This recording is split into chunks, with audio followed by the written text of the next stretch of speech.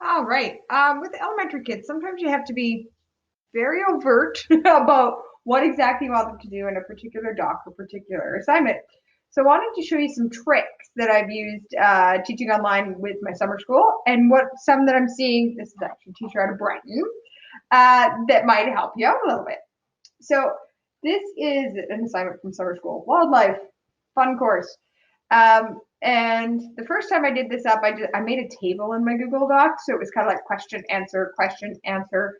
That way and when I wanted 5 points, I put 5 points, so that they could see exactly where to type. Still was confusing for some, and I get that. So one of the things you can do is actually color code it. So I could make questions one color and answers, but I kind of like the idea of having the answer box a different color. This is just a table. I would insert table. I used a one column table, but then added a bunch of rows. Um, and the table fills up the whole page, which works pretty well. But the other thing you can do is use a background color in your table and say green for wildlife, and tell the students, I want you to make sure that you filled in every green box. And sometimes that works really well to give them that kind of information. So every green box filled in, make sure it's green, and then they know exactly what to type. So that could work really well with high school and elementary. This is Shania. She's a grade 2 out in Brighton, and she did something interesting. So she, instead of using a PDF that the parents had to print, what she did was she made them pictures in a Google slideshow, and then made boxes for them to type in.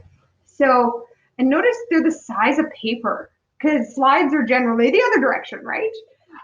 So you do that under File and Page Setup, and you choose this custom one. So it's standard, it's widescreen like your TV shape, um, or widescreen. Standard would have been the old smartboard shape. So aspect ratios.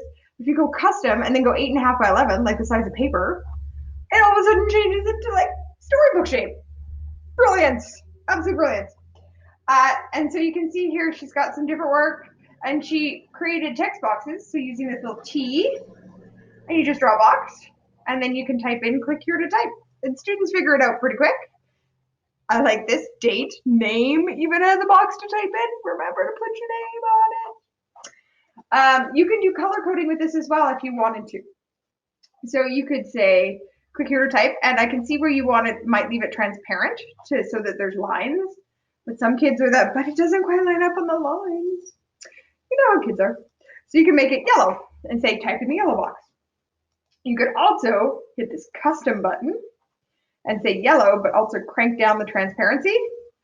So, oh, I'm gonna actually crank up the transparency a little more. So it's yellow, but they can still see the lines through it. So you can do a little bit of both. So you can use that paint can, which is the same paint cans over here, and you can use that custom so they can still see what's behind it, but still have the color code for what they need to do.